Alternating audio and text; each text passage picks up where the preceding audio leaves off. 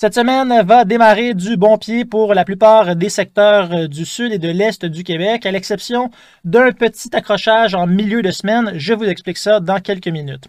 Donc tout d'abord, la première journée de la semaine, lundi, va être majoritairement ensoleillée avec quelques passages nuageux pour les secteurs du sud, du centre et de l'est. Par contre, pour l'ouest, on a un petit risque d'orage du côté de l'Abitibi, la Gamésie, près de la baie James, avec des températures quand même qui vont être au-dessus des normales pour la plupart des régions. On voit qu'on a une masse d'air assez uniforme, entre 25 et 30 degrés pour l'entièreté du Québec. Donc, une très belle journée estivale pour ce qui est des températures. Par la suite, mardi, ça se complique un peu. On voit qu'on a des icônes d'orage pour toutes les provinces, pour toutes, les régions de la province.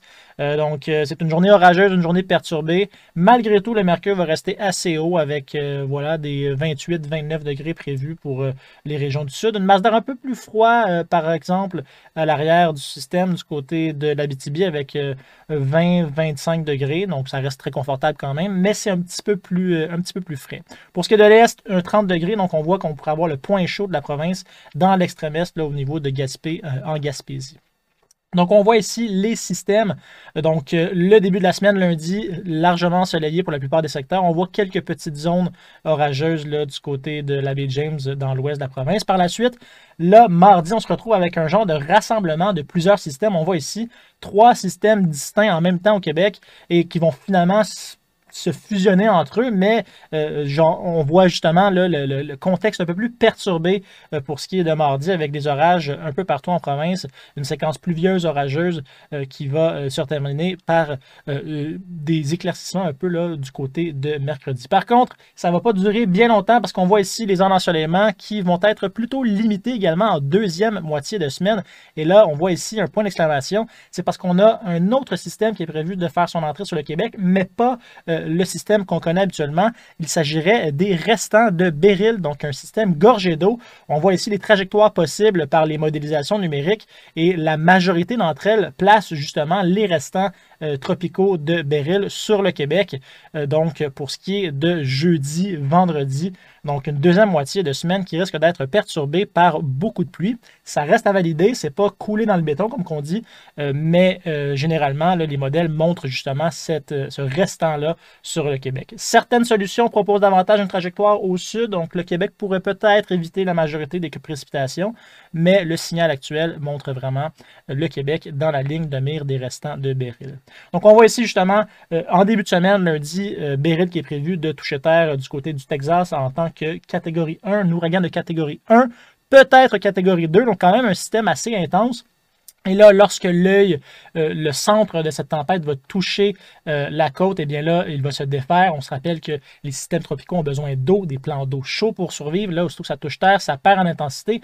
La tempête est donc prévue de devenir d'un ouragan à une tempête tropicale et rapidement à une dépression post-tropicale on pourrait dire au milieu des États-Unis. Et là, c'est à ce moment que cette dépression-là va remonter jusqu'à chez nous et potentiellement apporter beaucoup de pluie.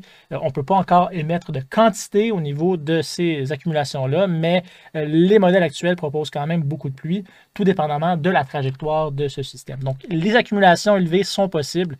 Ça reste à surveiller en deuxième moitié de semaine. Au niveau des températures, maintenant, on a donc un dôme de chaleur bien campé dans l'ouest du continent.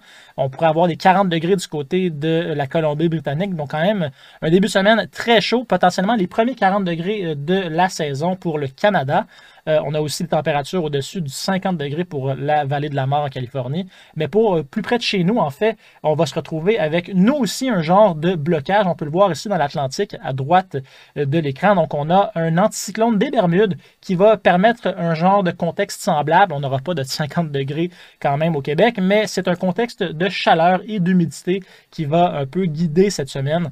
On voit ici là, les couleurs rouges qui montrent une situation de crête sur le Québec.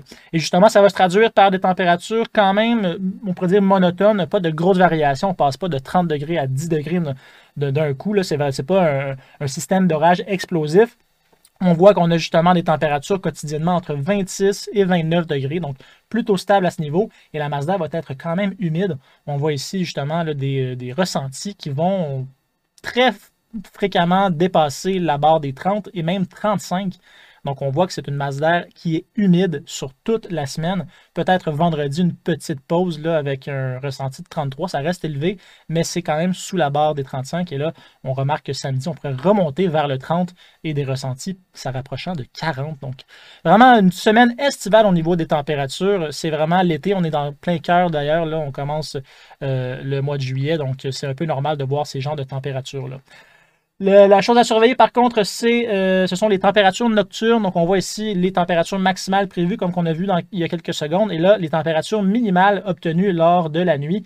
Et on voit que c'est plutôt inconfortable. Les minimums vont avoir de la difficulté à dépasser, en fait, de passer sous la barre des 20. Donc, pour ceux qui n'ont pas d'air climatisé, ça complique un peu les choses à ce niveau-là. Parce que même si ça ne paraît pas élevé, 20, 21, 22 degrés la nuit, si on n'a pas de vent qui fait rentrer justement la masse d'air un petit peu plus fraîche de l'extérieur, eh bien, on a quand même une espèce d'effet de sauna à l'intérieur. Donc, on n'a pas vraiment de mélange de masse d'air, on n'a pas d'effet refroidissant. Et il y a aussi le fait que l'humidité ne va pas s'arrêter à la journée, mais bien la nuit également. Donc, le temps va être un peu plus collant aussi lors des nuits. Donc, ça va être une semaine un petit peu plus difficile pour ceux qui n'auront pas d'air climatisé.